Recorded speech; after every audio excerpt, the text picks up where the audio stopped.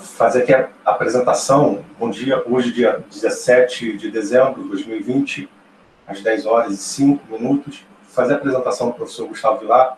Ele é formado em processamento de dados e ciência da computação pela Associação Paraibana de Ensino Renovado, pós-graduado em docência do ensino superior pela UFRJ, atuou no serviço público como papiloscopista da Polícia Federal e também como policial rodoviário federal.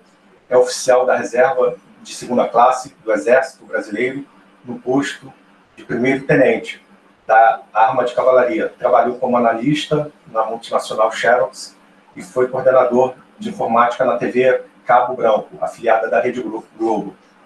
Coautor e revisor dos livros Tratado de Computação Forense, Ciência Forenses, uma introdução às principais áreas da criminalística, polícia científica, transformando vestígios em evidência à luz da cadeia de custódia.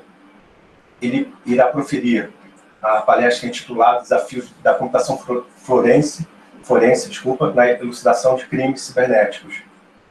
Aí, passar a palavra aqui para o professor Gustavo Vilar. Alô, estão me ouvindo bem? Bem, em alto bom som.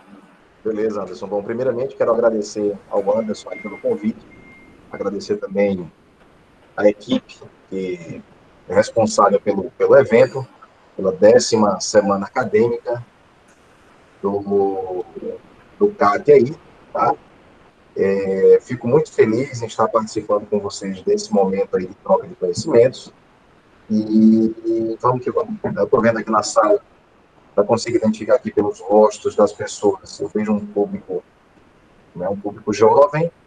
Estou vendo aqui na tela a Lívia, o Igor, a Dayana, o Juan e mais umas outras pessoas, cujo nome aqui está mais escondidinho, dada a quantidade de janelas que eu tenho aqui na tela.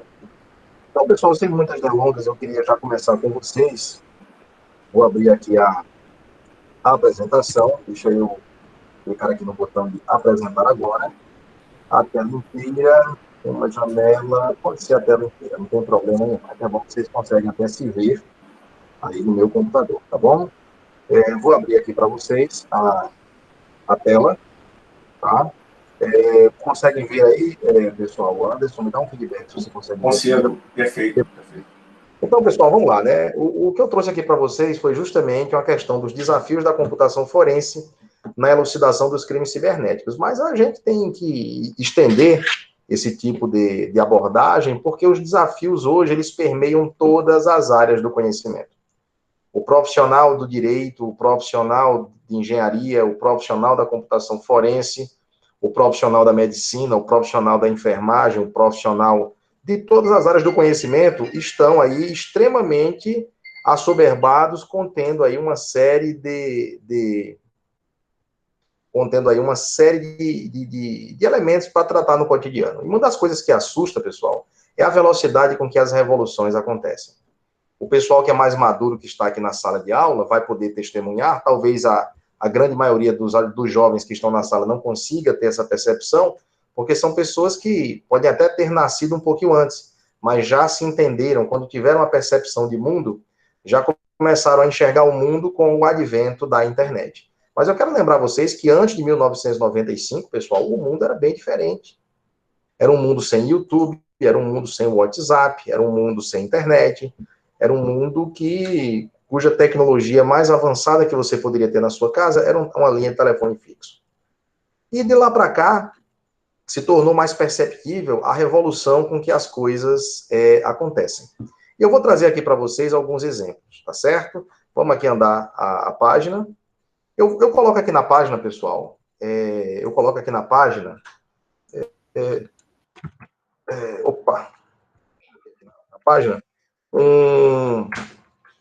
uma tagzinha, uma propaganda do Star Trek.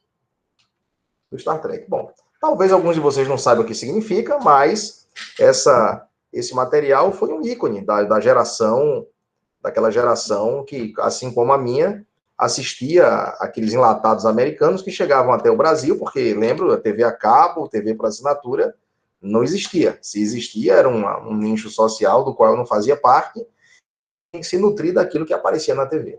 E essa navezinha aqui da esquerda, né, que era a USS Enterprise. Tá? Se você lembra dela, se você assistiu isso daí na sessão da tarde, se você já viu isso na TV, contendo esses mesmos atores que estão aqui do lado direito, né, aqui você está vendo em destaque o Leonard Nimoy, se você viu isso, você pertence ao grupo de risco da Covid. Assim como eu, você já está devidamente notificado pelas autoridades competentes, pelo Ministério da Saúde, como elemento do grupo de risco. Mas deixa eu voltar aqui para essa nave. Gente, tudo que acontecia nessa nave era muito mágico. Isso era um produto de extrema ficção naquela época. E eu lembro muito bem que eu tinha a nave, você tinha a nave, e uma das coisas que se passava dentro da nave é que as portas, elas abriam automaticamente. Elas detectavam a tua presença e na hora que você se prostrava na frente da porta, a porta, ela abria e quando você passava, ela fechava. Naquela época, pessoal, isso daí era artigo de ficção científica.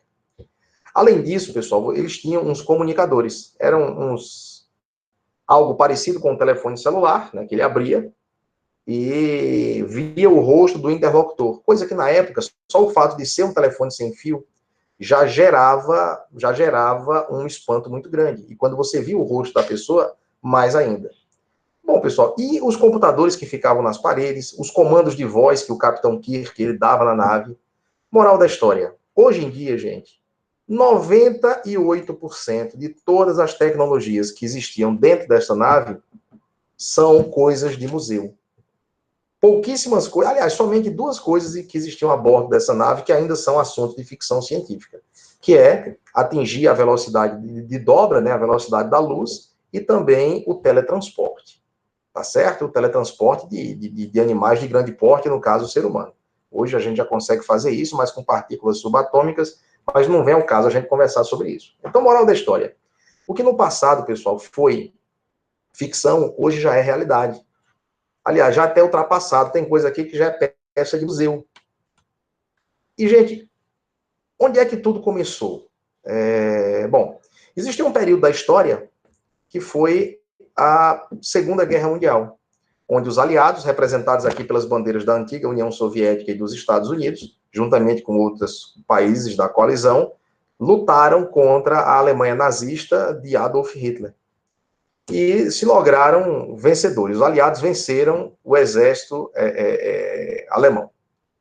Bom, a partir daí, pessoal, começa uma revolução. Uma revolução baseada no aprendizado que essas grandes potências da época tinham, no sentido de tentarem já se preparar para uma futura guerra. E o mundo, pessoal, começou a viver um momento chamado Guerra Fria. Inclusive, recentemente, a empresa Activision lançou um jogo, excelente o jogo, quem tiver aí videogame em casa e gostar de jogos de tiro em primeira pessoa, não deixe de olhar, é o Call of Duty, Cold War, né, Guerra Fria. E nesse período de Guerra Fria, pessoal, as potências elas se preparavam para uma guerra que, graças a Deus, nunca existiu, de fato. Existiram algumas guerras pontuais no planeta, como Irã e Iraque, guerra do Afeganistão, guerra da Malvina, não, desculpa, que é a Inglaterra, né? A guerra do Vietnã. Então, a gente teve aí, pessoal, vários momentos na história onde houve o embate entre essas duas superpotências, principalmente nos momentos olímpicos. A gente tinha uma disputa muito acirrada. E quem lembra nessa época e assistia os noticiários de TV, a primeira coisa que vinha era o inventário do arsenal que esses países dispunham. Tamanha era a probabilidade de se envolverem numa disputa nuclear. Os programas de TV oscilavam em torno disso. Você tinha naquela época um filme, era o Dia Depois de Amanhã, que contava a história do planeta Terra após o Armagedon, né, após o Holocausto Nuclear. Na sequência, tínhamos ainda uma série de outros episódios, jogos de tabuleiro. Acredito que muitos de vocês já tenham jogado o joguinho War, como o próprio nome diz, é um jogo de guerra, né, voltado para a guerra. E nós tínhamos também, pessoal, uma série de outros elementos aí que nos deixavam atordoados, né, porque era algo era muito latente. E essa latência daí, ela ensejava numa série de outras coisas. Você jogava jogo de tabuleiro, tinha isso daí. a televisão era desse jeito, mas, pois bem, a internet, ela nasceu nesse momento, né? A internet, ela rompe essa barreira porque ela nasce dessa necessidade. Porque naquela época você tinha um conceito de uma coisa chamada ponto sensível. O que seria ponto sensível, pessoal? Seria justamente aquela situação onde você tem um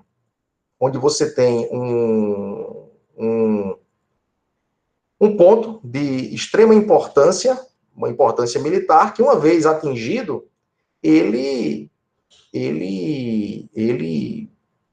teria a capacidade aí de provocar um dano muito maior. Por exemplo, imagine que eu tenho aqui uma bomba, e essa bomba eu tenho que levá-la para Arraial do Cabo. E eu tenho que despejar essa bomba em algum lugar. Essa bomba ela teria o poder de destruir uma quadra. Qual seria o melhor lugar para eu jogar essa bomba? Seria num quarteirão, numa quadra da cidade? Ou simplesmente eu jogar essa bomba dentro de um reservatório d'água? Ou jogar essa bomba em cima de uma subestação de energia elétrica? Então eu tinha que mensurar onde é que eu ia causar um dano maior. E esse dano maior, geralmente, ele acontecia em cima do que nós chamamos de ponto sensível. Tá certo? De ponto sensível. Pois bem, um dos pontos sensíveis que existia na época era o Pentágono, onde a filosofia da computação da época pressupunha a interação cliente-servidor. Então era muito fácil jogar uma bomba no Pentágono, matar o computador, que era o computador servidor, que era o cérebro da situação, e esse computador daí, ele provocar um dano tão grande no tocante à comunicação que prejudicaria sobremaneira a disseminação de informações e os processamentos que dali podiam advir. Tá certo? Então, eles tiveram essa preocupação e precisariam construir uma rede que, uma vez um ponto A caísse, o ponto B assumiria, o ponto C entraria em... Então, assim, seria justamente uma equivalência de funcionalidades. E é em cima disso daí, pessoal, que nasce a nossa internet. Na verdade, eu trago esse gráfico aqui para vocês para explicar que o ciclo de quase todas as invenções é esse que está aqui na tela. Primeiramente, a coisa nasce no meio militar.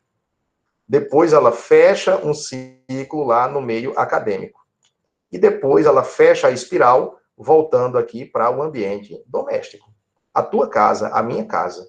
Com a internet foi assim. Começou no meio militar, foi para o meio acadêmico, e depois foi disponibilizada em 1995 para o público civil. Tá certo? Então, bom, onde eu quero chegar com isso daí? Hoje, pessoal, eu não falo nem hoje porque o 2020 foi um ano tão atípico, tão diferente, que eu resolvi nem colocar os números de 2020. Mas vamos colocar aqui os números, pessoal, de 2019. Olha para cá. População da Terra. Nós tínhamos, no ano passado, 7,6 bilhões de seres humanos no planeta, dos quais 56% estão em regiões urbanizadas. Desses usuários, pessoal, nós temos aí 5 bilhões utilizando aparelhos celulares. E quando eu falo 5 bilhões, você tem que descontar regiões que são paupérrimas da Índia e regiões também que são paupérrimas da própria China. Porque aqui no Brasil, não estou dizendo que todo mundo tem um aparelho celular, mas no Brasil, pessoal, nós temos mais aparelhos celulares do que brasileiros. Tem gente que tem 3, tem gente que tem 1, tem gente que não tem nenhum. Mas no somatório final, você vai ter muito mais aparelhos do que pessoas no Brasil. Desses aí, pessoal, usuários únicos de internet, usuários de mídia social devidamente ativos e aqueles que usam a mídia social nos celulares. Então, você vê aí percentuais elevadíssimos de penetração na grande rede. Tá certo? E no centro que vocês vivem, no Sudeste brasileiro, se você fosse analisar isso daqui regionalmente, pode ampliar de forma muito elevada esses índices, porque o acesso à internet, o acesso às grandes tecnologias, está diretamente relacionado com a riqueza do local. Tá bom? Eu trago aqui também para vocês, pessoal, outras coisas. Então, 93% desse pessoal assiste vídeos online. Então, assim, os números são gigantescos, né? Os números aí, eles não mentem. E eu trago para vocês aqui, só para vocês terem uma ideia da quantidade de revoluções que acontecem num curto período de tempo. Por exemplo, vamos pegar aqui vamos trabalhar aqui o ano de 2018 versus 2019. Não coloquei 2020, pessoal, porque 2020 foi atípico. Eu não quero trazer para vocês uma informação distorcida. Vou dar um exemplo para vocês. Ó. Em 2018, em uma hora, No Netflix, se somassem todas as pessoas que estavam ali assistindo, daria 266 mil horas assistidas. Se você transporta isso daqui para 2019, eu tenho quase o triplo. E esse triplo daqui, pessoal, acontece em 1 minuto. Em 1 minuto. Outra, pessoal, Instagram. Quantos scrollings de Instagram nós tínhamos em 1 minuto no ano de 2018? 174 mil. Em 2019, nós temos 347 mil. Então, em um ano, pessoal, você tem uma ampliação gigantesca dessa abrangência. Claro, tem umas tecnologias aqui que foram encostadas, outras não subiram nem tanto. Mas no cômputo final, pessoal, se você pegar esse círculo da direita para comparar com o círculo da esquerda, você vai perceber que muito mais informação foi transmitida em 2019 do que em 2018. E olha, a escala que vocês estão vendo aqui está representada no meio de cada um dos círculos. Tudo isso acontece em apenas 60 segundos, tá certo? Acontece em 60 segundos. Bom, eu trago aqui para vocês, pessoal, uma imagem de um camarada. Quem não assistiu a esse filme aí, por gentileza, faça um favor a si próprio. Não deixe de assistir ao filme O Jogo da Imitação. É um filme que trata do criptoanalista britânico Alan Turing e o seu grande feito na Segunda Guerra Mundial, que foi a decifragem das mensagens que eram transmitidas pela máquina Enigma. Uma máquina fundamentalmente utilizada pelo exército nazista para fazer as comunicações com as suas tropas e distribuir as ordens. E durante o filme, você vai ver a busca pela máquina de Turing, que é essa máquina que se encontra aí à retaguarda do ator principal, essa máquina que tem uns círculos vermelhinhos, e ele conseguiu um grande feito, que foi simplesmente abreviar a Segunda Guerra Mundial em aproximadamente 2 anos. Né? Então, graças a esse homem e a equipe a qual ele coordenou, nós tivemos um grande sucesso. Pois bem, essa máquina de Turing, pessoal, é uma máquina interessantíssima, conseguiu quebrar essa máquina Enigma, e eu trago aqui para vocês uma outra comparação, para vocês verem o que é o estado da arte na época se torna obsoleto épocas adiante. Por exemplo, nós temos um projeto, pessoal, que foi da NASA, né, em aproximadamente no ano de 1969, e aí a gente colocou o pé na Lua. Né? Esse projeto aqui é um projeto americano. Dentro dessa nave daqui, pessoal, que mais parece não sei nem dizer, uma panela, né, uma pipoqueira, uma nave esquisita, né? Dentro dela, tinha um computador que pesava 32 quilos. Quero lembrar vocês que para você mandar 1 quilo de qualquer coisa para a Lua, você gastava o equivalente a 1 quilograma de ouro. 1 quilograma de ouro. Ou seja, para eu mandar este computador para a Lua, quanto foi que eu gastei? 32, o equivalente a 32 quilos de ouro. Se fosse mandar eu e o Anderson aí para a Lua hoje, bom, aí o Arraial do Cabo teria que gastar mais ou menos uns 200 quilinhos de ouro para mandar a gente para a Lua, né? Não ia querer trazer de volta, mas mandar para a Lua, mandaria. E aqui, pessoal, vejam só, vocês têm, olha só o poder de computação. Essa máquina que pesava 32 quilos, ela tinha 2 kilobytes de memória RAM. Gente, o que é 2 kilobytes? Se você abrir um arquivo do Word e digitar Olá Mundo e fechar o arquivo do Word, ele vai ficar maior do que 2K. Ele vai ocupar pelo menos 4K do teu disco. Mas isso aqui era o que o computador dispunha de memória RAM na época. Outra, a capacidade de processamento, pessoal, era de 2 MHz. O que são 2 MHz, pessoal? São 2.000 ciclos por segundo. As máquinas que vocês usam hoje, aliás, 2.000 não, né? 2.000 era kilohertz, tá?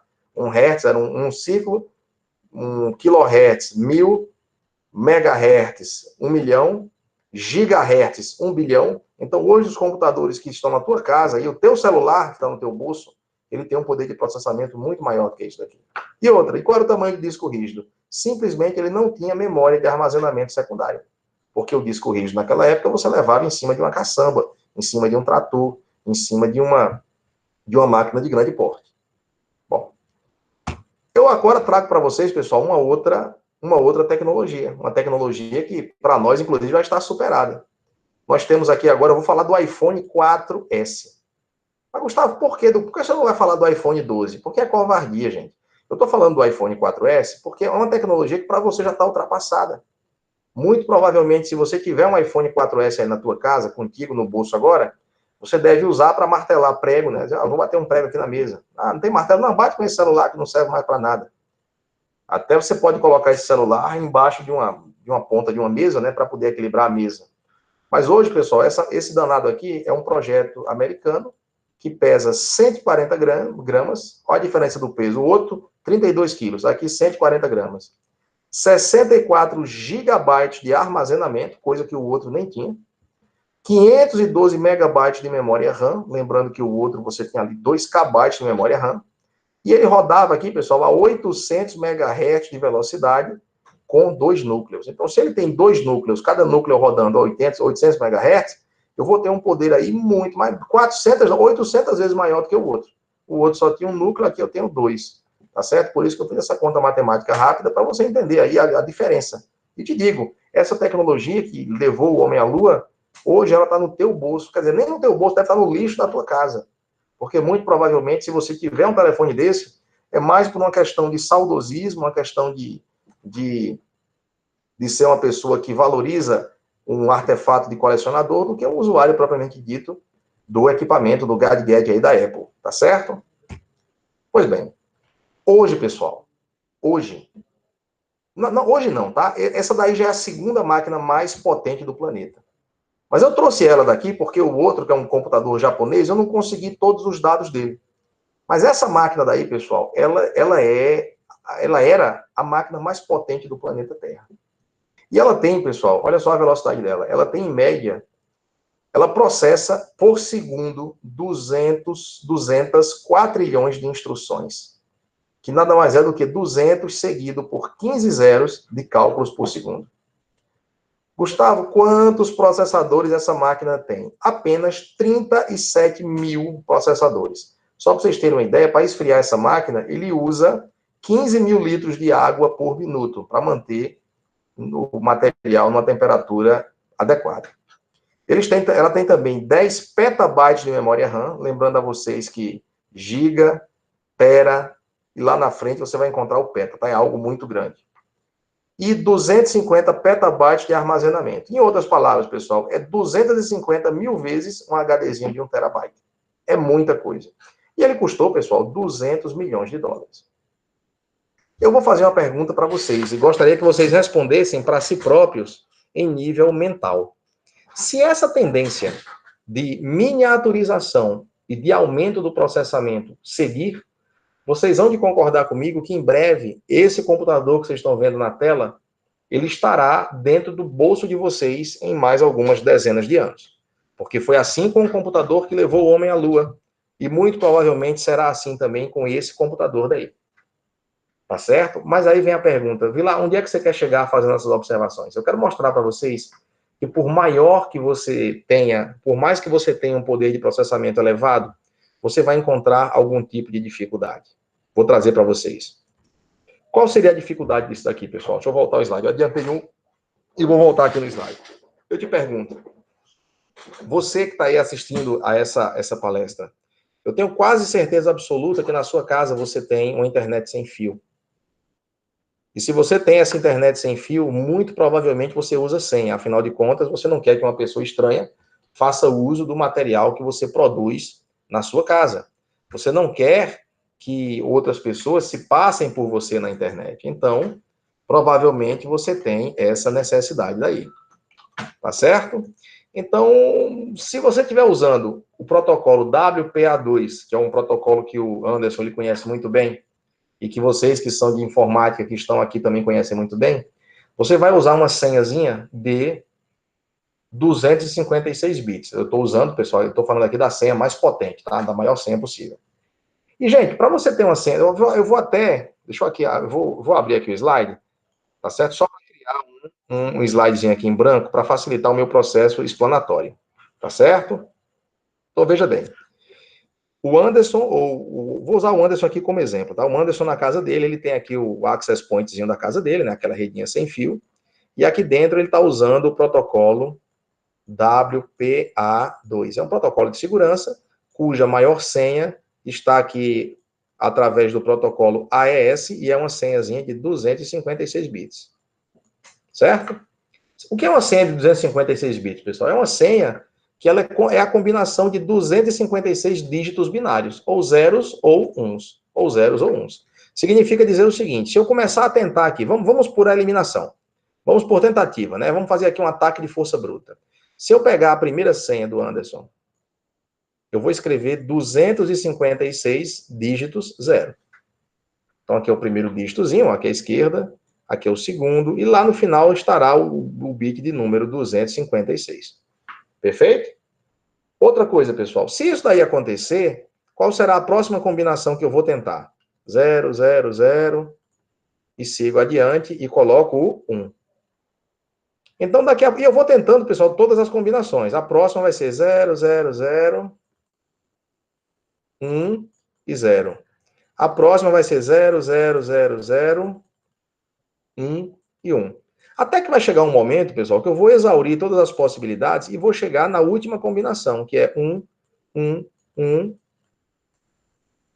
1, 1. Pronto. Se eu fizer isso daqui, eu consegui matar a senha da casa do Anderson, da casa do Igor, ou da casa do Renzo, do Juan, do Paulo Albuquerque, e o mestre Assis ali também está lá, né, diretamente do Maranhão, de São Luís. Então você vai ter aí, pessoal, uma série de possibilidades. Agora só tem um detalhe. Qual é o esforço que eu vou fazer para chegar? Quanto eu preciso gastar para conseguir exaurir isso daqui em um tempo hábil? Tá certo? Essa é a pergunta. Em quanto tempo eu vou demorar para fazer isso daqui? Perfeito? Então, vamos lá, pessoal. Estou vendo o pessoal aqui comentando. Rapaz, agora abri aqui. Agora eu posso ver vocês falando de mim, falando mal de mim ou fazendo alguma pergunta, né? Ficou até melhor. Abri aqui um segundo monitor, né? Então, gente, vamos lá, né? Então, e aí, como é que eu faço para usar isso daqui? Eu vou fazer uma proposta para vocês. Tá? Eu vou abrir aqui uma planilha de Excel para a gente tentar fazer uns cálculos para eu mostrar para vocês quanto tempo isso vai demorar. Deixa eu abrir para cá. Tá bom? Então, vamos lá. Gente, se eu tiver uma chave, olha que interessante. Se eu tiver uma chave de 2 bits, e eu tiver um computador que ele processe 1 milhão de tentativas por segundo, e eu tiver apenas uma máquina dessas aí, quanto tempo eu levaria para resolver o problema? Gente, para eu quebrar todas as possibilidades com a chave de 2 bits, eu demoro menos de 1 segundo. Eu vou até aumentar a quantidade de bits. Deixa eu colocar aqui para 80 bits. Tá certo? 80 bits. Bom, eu não vou nem para 80 bits, não. Deixa eu colocar menorzinho aqui. Uma chave de 40 bits. Ó, uma chave de 40 bits, pessoal, se eu tiver um computador que opera a 1 milhão de tentativas por segundo, 1 milhão de tentativas por segundo, eu vou demorar o tempo que está aí na tela. Tá certo? Ou seja, eu vou demorar, pessoal, 12 dias para quebrar essa senha. Bom, 12 dias, dependendo do que eu estiver fazendo, é algo aceitável. Agora, deixa eu fazer uma perguntinha para vocês. Deixa eu aumentar o tamanho dessa minha chave. Se em vez de 40 bits, eu subir para 50 bits. Opa, já demorou mais alguma coisa. Tudo bem, não tem problema. Os computadores hoje, eles conseguem operar numa velocidade muito maior do que isso daqui. Então, agora eu tenho a minha máquina que ela opera com 2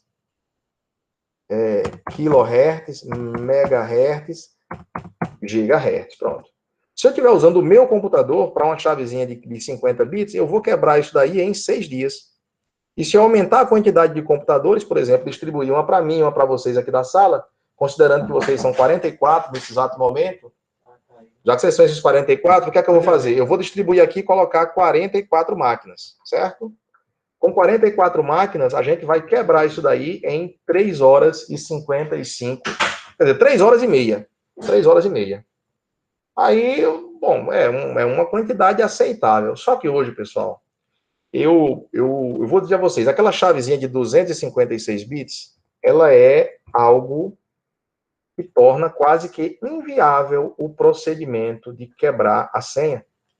E vou te dizer mais, aquele processador, aquela máquina, eu vou até colocar naquelas configurações, tá? É uma máquina que opera a 250 mil, milhão, bilhão, trilhão, quatrilhão de instruções por segundo.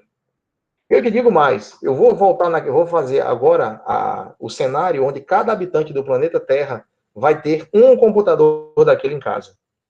Posso dar um computador para vocês? Então, eu vou colocar, ó, vou até arredondar para mais. A população humana hoje seria de 8 mil milhões. 8 mil milhões. Bilhões agora. Bilhões, tá? 8 bilhões de seres humanos. Cada um com um computador desse. Bom, a gente levaria, pessoal, na verdade, levaríamos 1.000, 1 milhão, bilhão, trilhão, quatrilhão, pentalhão, hexalhão, heptalhão, octalhão, nonalhão, decalhão. 135 decalhões de vezes a idade do universo. Olha que eu arredondei para baixo. Tá certo? Mas eu vou fazer o seguinte para vocês. Eu não vou doar só um computador para cada habitante da Terra, não. Eu vou doar 1.000 computadores para cada um de vocês e para cada habitante da Terra, inclusive para mim. Aliás, eu vou doar 1 milhão de computadores para cada ser humano do planeta. Aliás, eu vou doar 1 bilhão do computador, que ele é o mais potente hoje para cada ser humano do planeta. E se cada um de nós, habitantes da Terra, tivermos 1 bilhão de computadores daquele que eu mostrei para vocês ainda há pouco, mesmo assim, nós vamos levar 1.000, milhão, bilhão, trilhão, quatrilhão, pentalhão, hexalhão, heptalhão. Ou seja, vamos fazer o seguinte, eu vou até melhorar. Eu vou distribuir agora, pessoal, não é nem 1 bilhão, é 1 bilhão, 1 trilhão, 1 quatrilhão de computadores para cada ser humano do planeta. Mesmo assim, pessoal, a gente vai levar 1.000, milhão, bilhão, trilhão, quatrilhão, pentalhão, 135 pentalhões de vezes a idade do universo. Então, assim, é um problema que ele não é de fácil solução. Então, esse é o primeiro desafio. É o desafio acrescentado pela criptografia. Existe um segundo desafio, que é o desafio do aumento da capacidade de armazenamento. Tá certo? Quanto você tem hoje de HD na tua máquina? Gente, deixa eu voltar aqui no tempo. Eu vou voltar aqui a 1993. O meu primeiro computador foi um 386. E aquele 386 que eu comprei em Brasília, quando eu morava lá, ele simplesmente tinha, pessoal, um HD de 80 megabytes. O disco dele era de 80 mega.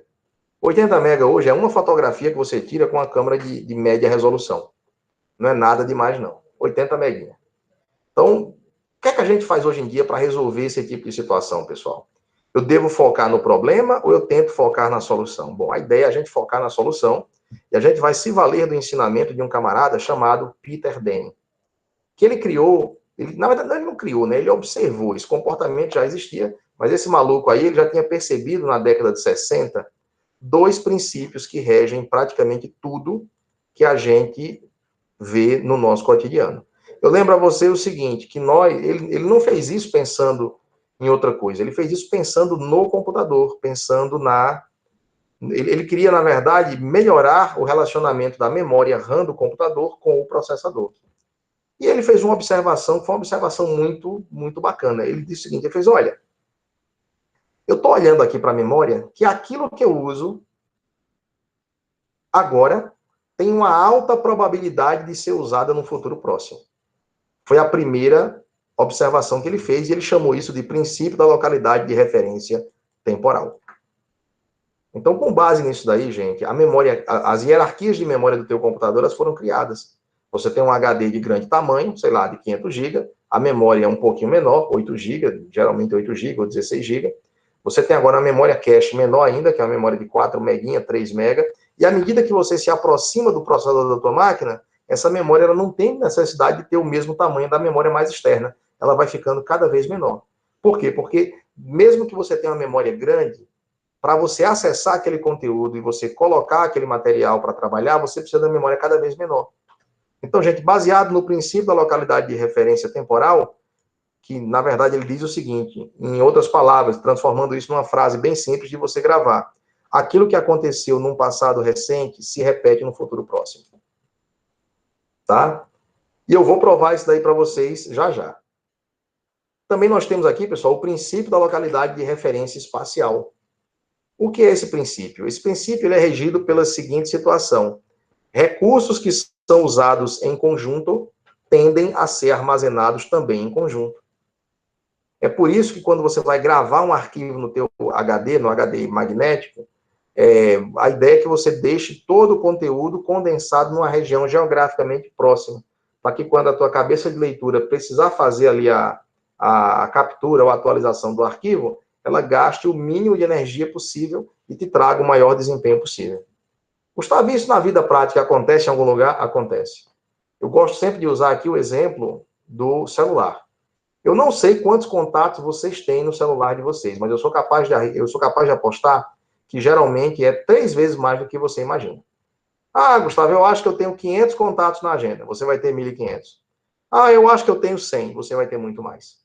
Eu vou até olhar aqui a minha, hoje eu não sei nem quantos contatos eu tenho, mas eu não vou nem dizer assim um número chutado, porque eu sei que eu tenho muitos, então eu já não sou muito referência, mas eu vou fazer o seguinte aqui para vocês. Ó.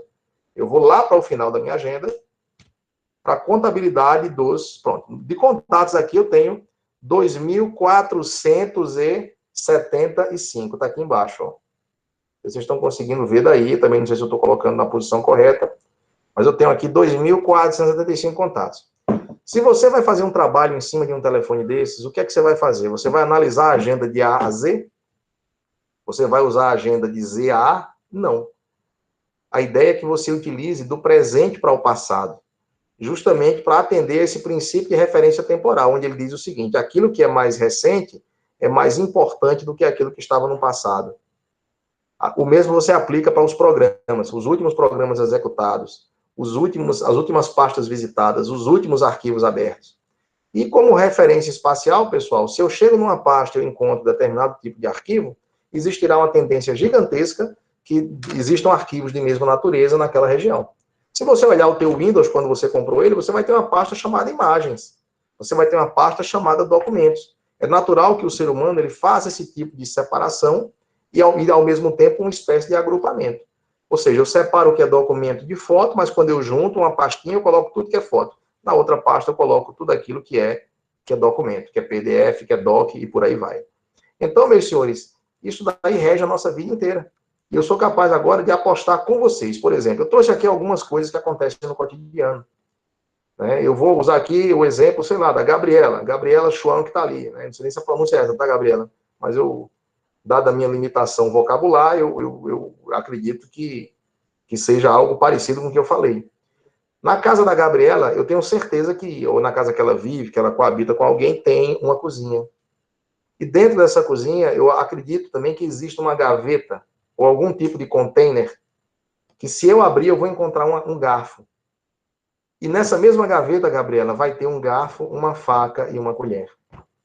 Talvez você esteja fazendo isso por imitação, porque você viu a sua mãe fazer, seus pais fazerem, algum parente fazer. E na casa de todos os outros do grupo é do mesmo jeito.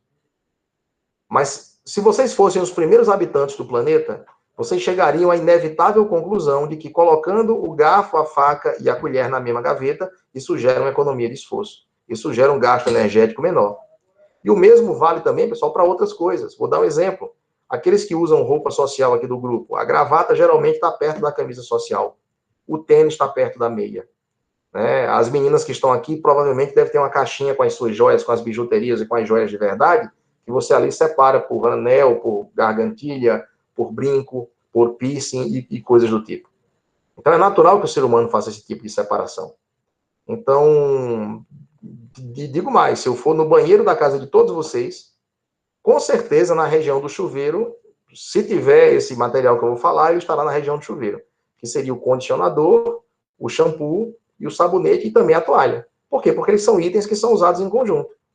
E você deixa aí, Gustavo, mas é claro que isso aí tem que ficar perto do chuveiro. É claro, mas você tem que entender o porquê. Você não faz isso porque existe uma regra e uma lei que determina. Você faz isso porque energeticamente ele é mais viável, é mais econômico você providenciar do mesmo jeito. Te digo mais, o teu telefone já sabe disso. Tanto é que quando você vai ligar para alguém, ele já mostra ali a relação das últimas ligações efetuadas e das últimas ligações recebidas. Porque muito provavelmente, se você for ligar para alguém, você vai ligar para alguém daquela relação. Mesmo que você tenha 2.000 contatos na tua agenda. Mesmo que você tenha 5.000 contatos. A chance de você ligar ou de receber uma ligação daquelas pessoas que estão na lista dos últimos telefonemas efetuados e recebidos é muito maior. Tá certo? Então a gente pode usar isso daí, pessoal, para tentar fazer um processo de redução de escopo. O que seria a redução de escopo? É você tentar atacar, a tentar periciar, a tentar fazer uma investigação, realizar uma tarefa em cima da região onde existe uma maior probabilidade de você encontrar a resposta. Porque se você for amplo o suficiente querer investigar as unidades de armazenamento que eu mostrei para vocês do computador, que eram não sei quantos bytes de informação, se você não reduzir escopo, você não vai obter êxito no teu trabalho.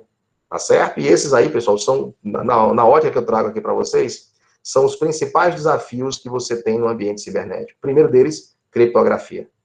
A criptografia, ela acrescenta uma gigantesca camada de dificuldade para que você resolva. Claro, se você tiver tempo infinito e recursos infinitos, isso daí vai minimizar. Mas a gente sabe que não é assim. Os recursos são finitos e a expectativa de vida humana, ela gira na casa de algumas dezenas de anos. Tá certo? Então, você não vai ter nenhuma coisa nem outra. E se você começar a atuar com esses princípios da localidade de referência, graças a Deus, eu estou até fazendo agora uma pós-graduação em locais de crime, e essa daí vai ser o meu trabalho de conclusão de curso, é apresentar isso daí como a solução para a escassez de recursos humanos, entenda como peritos, e a escassez de recursos materiais, entenda essa escassez aí como sendo a limitação dos recursos físicos que o profissional utiliza para resolver esse tipo de problema. Tá certo? Então, o meu planejamento com vocês era trabalhar esse tema durante aproximadamente 50 minutos e abrir agora para as perguntas que, porventura, existam. Eu estou vendo que aqui na sala tem 43 pessoas, né, comigo 43, tem aqui a Alane, a Alice, a Ana Cristina, a Assis Henriques, o Caio, Carlos Augusto, Carlos Rodrigues, Dayana, Diogo, Esther, Fabiana, Felipe do Carmo, Fernando Castilho, Gabriela Schwan, né? Eu, de novo, né, estou aqui em duas telas, então, assim, vou até abater novamente, porque eu estou na contabilidade dupla, que eu estou usando aqui dois monitores. O Enzo, né, Gabriel, não é, eu acho que o nome é esse, né, mas eu acho que é uma pronúncia, ele transformou aqui em palavras. Juliene, José Carlos, Karine Santos, Libni, Alacoque, Lucas Rangel, Maíra, Márcio Campos, Marcos Ribeiro, Maria Eduarda, Maria Laures, Milena Figueiredo, Paulo Albuquerque, Rafael Alvarenga, Rafael Costa, Rebeca, Rodrigo Santos, Juan Estevão, Shirley Ismael, Tailon Romeu, Valeriana Roncero, Wenderson Buenos Aires, Yasmin Caires e Igor, não sei se é Gestal ou Gestal, tá, Igor? Isso aí, vou ficar devendo a pronúncia correta. O Rafael fala o seguinte, Gustavo, gostaria que você comentasse como a computação quântica pode afetar a criptografia usada atualmente. Vamos lá, Rafael. Criptografia quântica, que eu já escuto desde 1998. A criptografia quântica, ela tem uma característica diferente, porque hoje você tem uma situação binária no mundo computacional. Você tem o 0 e o 1. A computação quântica, ela estabeleceria pontos intermediários. Entre o 0 e o 1, nós teríamos agora vários pontos, é o que a gente chama de bit esférico, né? Não seria mais o bit, né, no estado 0 ou 1. Você teria entre o 0 e 1 vários outros estados, e isso daí, em tese, aceleraria o processo de decriptografia. Mas é aquela velha história, né, Rafael? Se você tem a criptografia quântica, entra em cena também a criptografia quântica. Se eu tenho o antídoto, eu também tenho o veneno. Então, termina que as duas voltam agora para um pé de igualdade. Tá certo? Então, a criptografia quântica, a criptografia atual, quando surgir a computação quântica, que hoje ainda, pessoal, está muito incipiente, as indústrias estão se degladiando para ver quem faz o primeiro computador quântico de verdade, mas, conceitualmente falando, ainda esse computador não surgiu. Você vai ver aí duas empresas estão se degladiando nesse sentido, que é a IBM e a Google. E cada uma delas está querendo ser a pioneira, né, para entrar para a história como a autora do primeiro computador quântico. Mas existe um problema na estabilização do computador, não é algo tão fácil de se resolver, mas mais dia, menos dia, essa computação quântica virá. E quando ela vier, em cena, na memória já vai entrar a criptografia quântica. Então, uma coisa vai equilibrar com a outra. Tá, Rafael de Oliveira? Acho que é isso daí. O Alvarenga aqui, o xará do Rafael de Oliveira, que é o Rafael Alvarenga, ele fala: professor, você acha que a inteligência artificial pode ajudar na coleta de análise de evidências? Se sim, você conhece algo que já esteja sendo feito? Olha, Rafael, a inteligência artificial, ela é algo que nunca teve tão avançado quanto nos dias atuais. Ela pode ajudar? Pode. A inteligência artificial, ela pode ajudar na coleta de evidências, na interpretação de evidências. Ela pode ajudar numa série de coisas. E a cada dia que passa, o conceito de inteligência artificial está melhorando. Eu não sei vocês aí que estão na tela, mas o Assis, com certeza, que o Assis é geração old school. Antigamente, pessoal, nós tínhamos um programa de computador que era da IBM, era um programa chamado IBM Via Voice. Era um programa que você tinha que treiná-lo para ele entender a tua voz. Você tinha que passar uma época catequizando ele. Hoje em dia, não. Hoje você já adquire um celularzinho desses aqui, você bota aquele assistente de voz, à medida que você fala, ele já vai digitando o texto para você com um grau de assertividade elevadíssimo. Você tem também inteligência artificial que já vai analisando determinados trechos de texto e ele já vai vendo as palavras mais usadas, as expressões que antecedem algum tipo de situação específica. Então, assim, Rafael, a inteligência artificial, ela está avançando muito. Agora, a gente não pode confundir, pessoal, o conceito de inteligência artificial com o conceito de vida computacional. Uma criatura consciente que um belo dia se revoltará contra os seres humanos e destruirá o planeta Terra, né, como no enredo do filme O Exterminador do Futuro.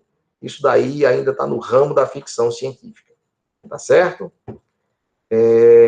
O Marcos Ribeiro. Gustavo, excelente palestra de apresentação, muita idade. Gostaria de perguntar se existem maneiras, sem contar força bruta, para quebrar senha em redes de força WPA2 AES.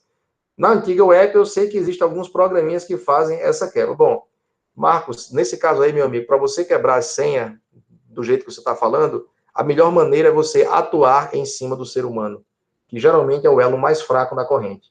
Então, você tentar ver a maneira com que aquela pessoa pensa, a maneira com que ela tenta montar as senhas dela, para você, através de um processo de dedução, tentar chegar na senha que ela cadastrou.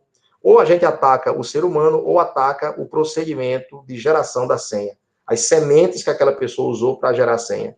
Porque se não tiver isso daí, meu amigo, só resta o ataque de dicionário ou probabilístico, um dicionário genérico, ou ainda outros ataques que serão tão demorados quanto. Tá certo? Então, o Assis aqui fala das antigas, né? A questão do IBM Via Voice.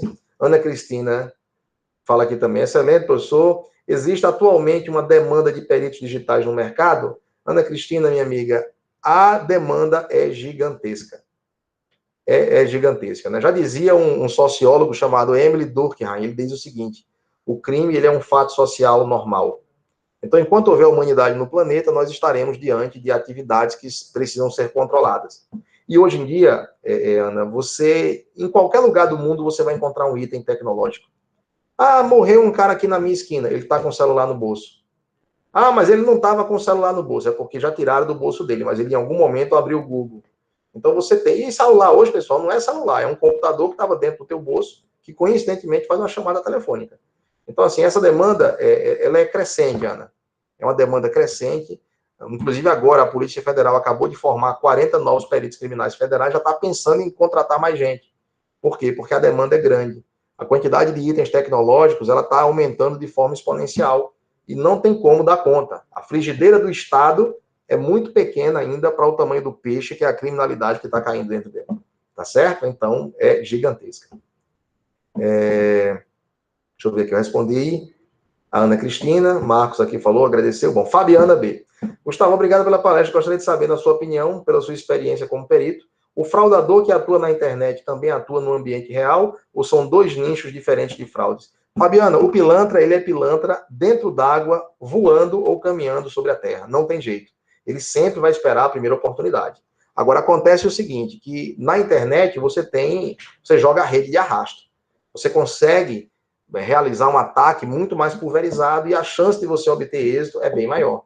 Porque, veja só, Fabiana, uma série de crimes que já existiam, que existem hoje na internet, são crimes que existiam antes.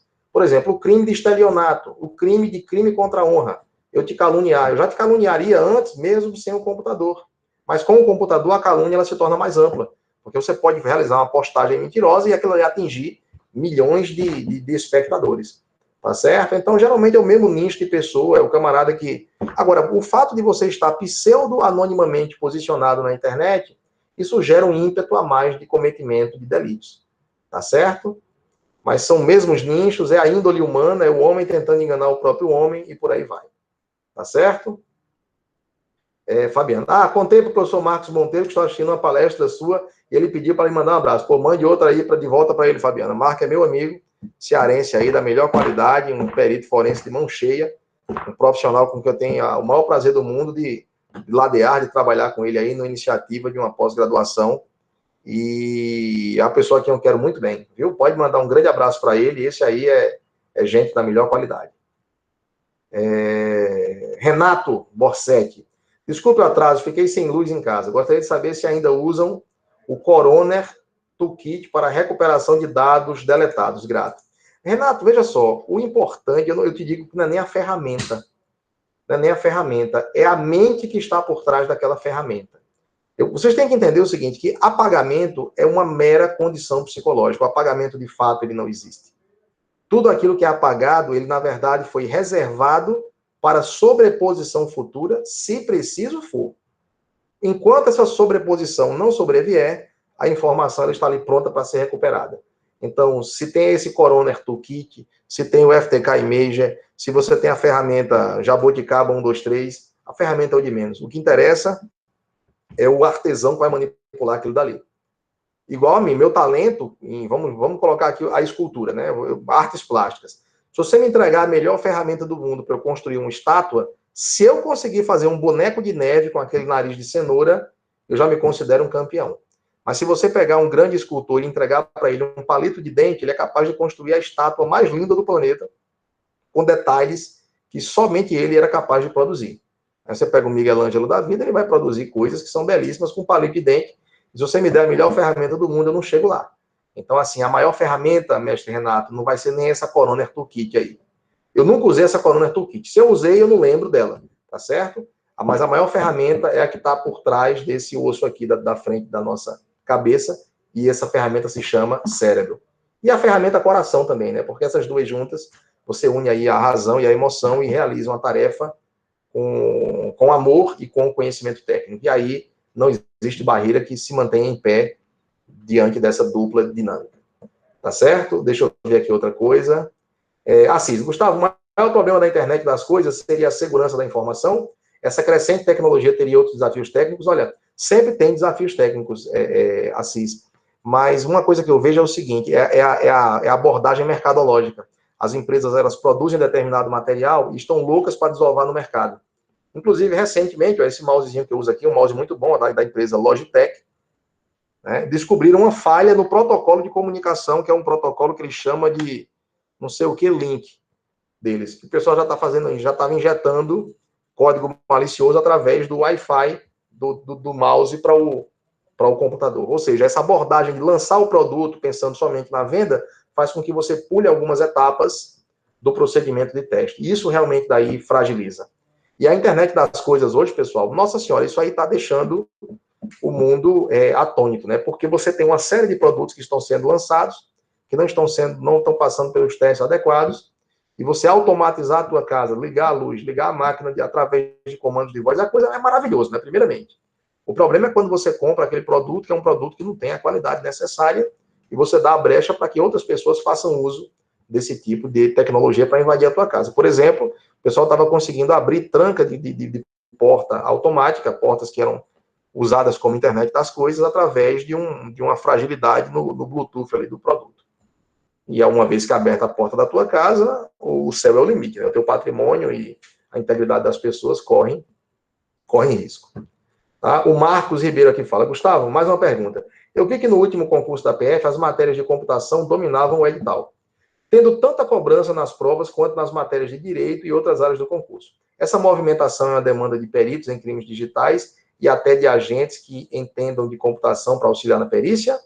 É assim também na PRF? Marcos, é assim em todo lugar.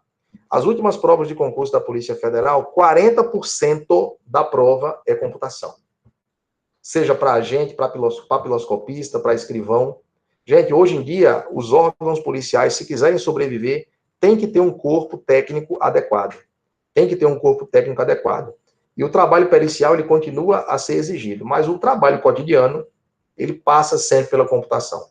Então, é um novo perfil que está sendo exigido, e que digo mais, viu? Não digo nem que está sendo cobrada quanto às matérias de direito. Muito pelo contrário. Hoje, você, na prova do concurso, você abre a prova 40% é informática.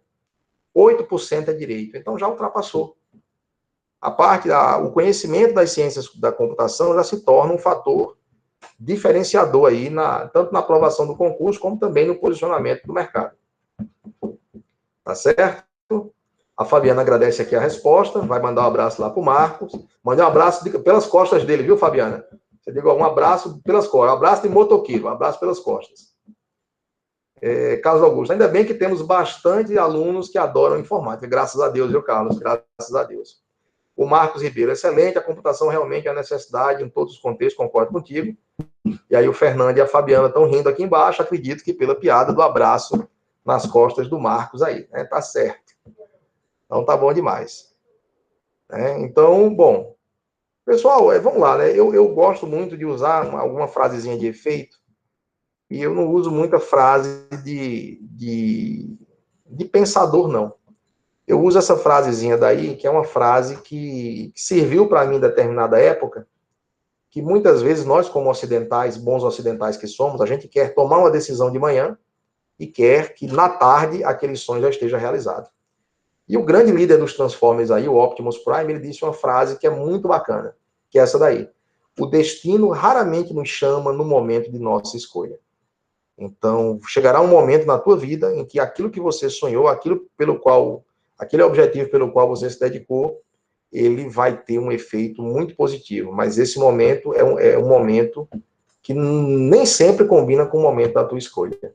Você que quer enveredar pelo ramo da perícia, você que quer trabalhar como perito, você que quer trabalhar como médico, como engenheiro, quer ser um pai de família, um membro de um determinado clube, tudo isso requer tempo, requer dedicação, e a gente tem que saber esperar, tá certo? E esse dia, quando chega, é um dia muito festejado, é um dia que nos enche de alegria, nos enche de glória, mas é aquilo, nem sempre é no momento que a gente escolhe. A gente tem que ter paciência. Tudo na vida que a gente vai construir, pessoal, requer dedicação, requer suor. Se vocês praticam, algum de vocês pratica artes marciais aí no grupo, vocês sabem muito bem como é que a coisa funciona. Quem toca um instrumento musical, você sabe também como é que a coisa funciona. Não é pegar o instrumento de manhã e tocar de tarde. Tem todo um processo de maturação, de aprendizado, de coordenação motora, que vai se refinando à medida que o tempo passa. Da mesma forma, são os conhecimentos no mundo da computação, são as amizades, é o teu desempenho no trabalho, na tua capacidade de interagir com as pessoas no teu círculo de amizades, que requerem dedicação, requerem esse tipo de paciência e maturidade. Eu falo isso para vocês porque eu vejo que no grupo aqui tem muita gente jovem, bem mais jovem do que eu, e eu, quando era jovem, tão jovem quanto vocês, eu não acreditava nisso. Talvez vocês também não estejam acreditando nisso daí, mas lembre-se que a experiência acumulada, ela também traz lições valiosíssimas que merecem ser compartilhadas, e é por isso que eu estou falando isso com vocês. Tá certo? Bom, agradeço a todos vocês em todas as linguagens do planeta Terra, exceto a mais importante, que é a linguagem aí binária, tá bom? Eu não coloquei aí, mas fico muito feliz, viu? Agradeço ao Anderson aí pelo convite, agradeço, né, em primeira pessoa, agradeço também aí a ousadia que vocês tiveram em me propiciar esse tipo de momento aí, e participar dessa maravilhosa oportunidade de trocar conhecimento e me tornar um ser humano melhor nessa 10ª semana acadêmica do campus Arraial do Cabo do IFRJ. Aliás, né, quero deixar aqui registrado que Arraial do Cabo fez uma sacanagem com o Brasil. Na hora de distribuir as belezas naturais por esse Brasilzão, Arraial do Cabo já ficou com um dos pedaços mais bonitos do planeta Terra. Tá certo? E vamos para frente. Legal? Aqui por mim está encerrado, viu? Fica aí. Ok. Professor Gustavo, obrigado pela palestra e sempre passando o conhecimento ímpar aí para a gente. E agradeço o pessoal. E a Shirley pediu para avisar que vai começar a palestra lá do, acho que é do professor Simas, lá na outra sala. Ligado ao game, me parece. Aí quem for assistir, ele já deve estar abrindo lá. E eu vou parar a gravação agora e agradecer aí ao professor Gustavo Vilar pela